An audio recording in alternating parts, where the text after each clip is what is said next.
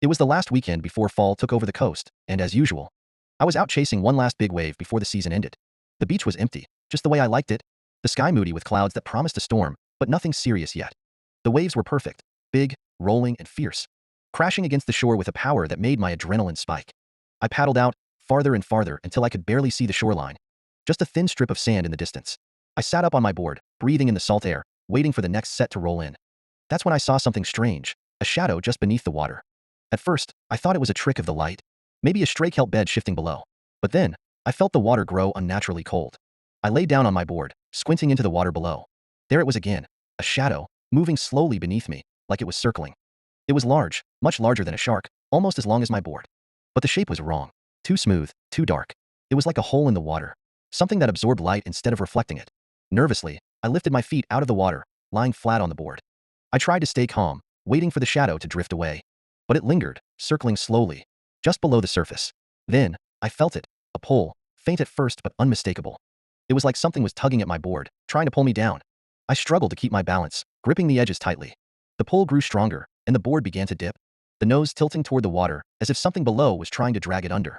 Panicking, I started paddling back to shore, my strokes frantic.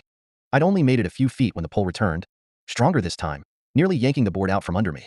I looked down again, and this time, I saw something even worse. A hand. It was pale, long fingers with wrinkled, almost translucent skin, reaching up from the depths and gripping the edge of my board. My heart hammered as I kicked wildly, trying to shake it off, but the hand held firm, pulling me back toward the open water. I was so far out that no one on the beach would see or hear me. I was utterly alone. Then, slowly, another hand appeared, gripping the other side of my board.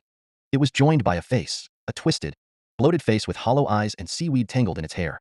The creature's mouth opened, a gaping, black maw, and I could hear a faint, low moan, like the sound of the tide. The thing began to pull itself up, inch by inch, its body rising out of the water. Its skin was mottled, covered in barnacles and scars, as if it had been floating in the ocean for decades. I was frozen with terror, unable to tear my eyes away as it climbed closer. Its dead, unblinking eyes locked onto mine.